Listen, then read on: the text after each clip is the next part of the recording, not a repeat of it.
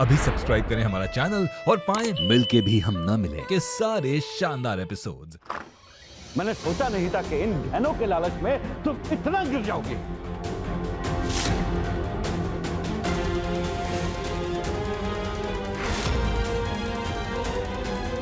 किसी को हक नहीं है मेरी दीमा से इस तरह से बात करने का।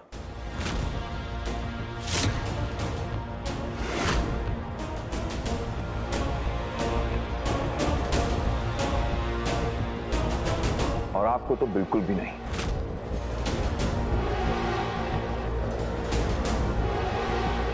ये सब क्या हो रहा है दीमा? वही जो तेरे रहते नहीं हो सकता, उस काम को तेरे पीठ पीछे अंजाम देने की कोशिश की जा रही है राज। क्या हुआ मुझे बताइए। कल तक ये लड़की मुझे खूनी का इल्जाम दे रही थी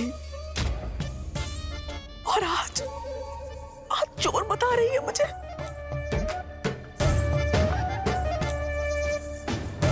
ये क्या कह रही हैं आप? वो तो मुझे नहीं पता राज। रेवा के हिसाब से मैंने तुम्हारी माँ के जेवर चोरी किए हैं लॉकर से। माँ के जेवर आपको चुराने की क्या जरूरत है उनको? वो तो रेवा बताएगी।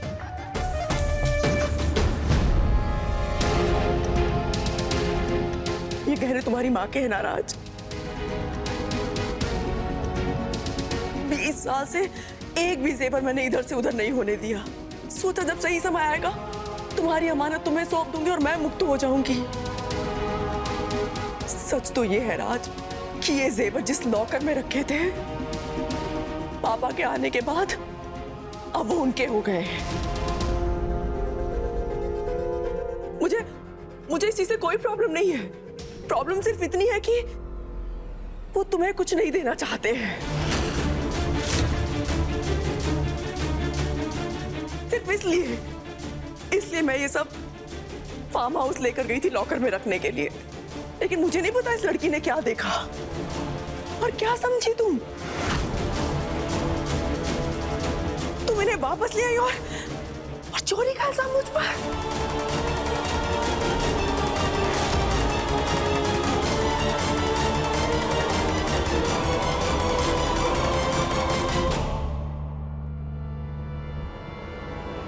कितनी भोली हो तुम रेवा। सही और गलत इंसान की पहचान भी नहीं है तुम्हें। इल्जाम रेवा तुझ पर नहीं, तू दिग्विजय पर लगा रही है। मेरा बेटा राज का हक क्यों मारेगा? ठीक है दादी, काल करे सो आज कर, आज करे सो अब। पापा, ये अमानत राज की है ना, उसे लौटा दीजिए आप।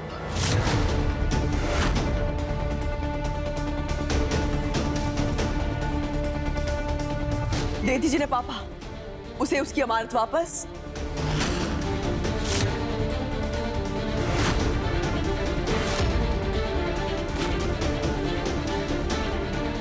अगर मैं राज को गहने दे दूंगा तो वो कश्मीरा तेरे पास ही पहुंच जाएंगे। क्या हुआ पापा, लौटाइए ना उसे।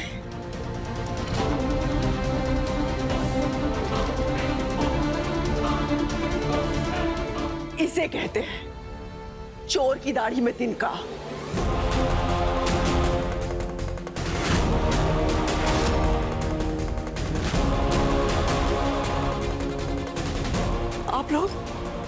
आप लोग सोच भी कैसे सकते हैं कि मैं राज की मां के जेवर चुराऊंगी?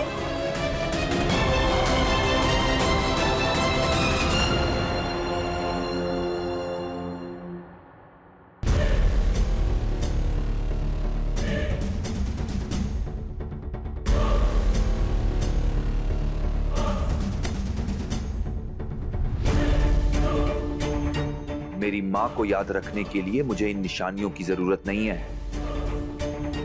वो मेरे दिल में बसती हैं।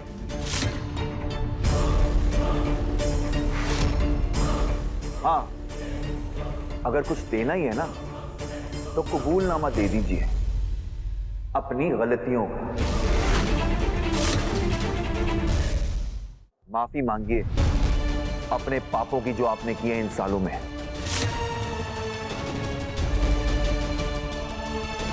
और जब तक ये नहीं कर सकते तब तक रखिए इन सबको अपने पास।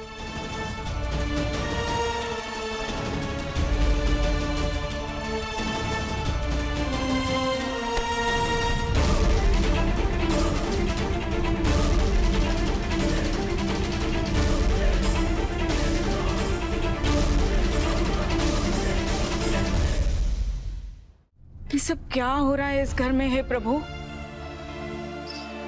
ऐसा लगता है किसी की नजर लग गई इस घर की शांति को।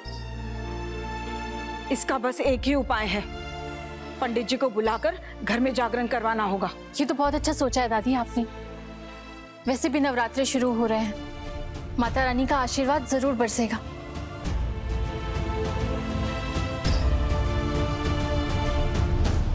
प्रेम से बोलो जय माता दी। एक वैवाहिक जीवन में पति पत्नी एक दूसरे के पूरक होते हैं। संबंध विच्छेद की संभावना तब प्रबल होती है जब दोनों ही एक दूसरे पर हावी होने का यत्न करें। जब जीवन साथी जीवन में आता है तो जिम्मेदारियों का आगमन भी होता है। पत्नी पुराना सब कुछ छोड़कर पति के घर में आती है और उसे स्वीकार करके अपना सर्वस्व निछावर कर देती।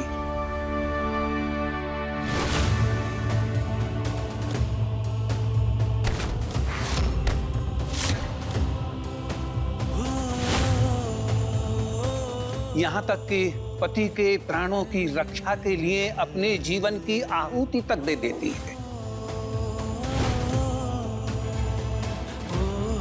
इसीलिए पति धर्म भी कहता है कि पति पत्नी की ढाल बनकर संसार से उसकी रक्षा करे। अगर किसी ने भी इस लड़की के साथ जबरदस्ती करने की कोशिश की तो मैं उसे छोड़ूंगा नहीं।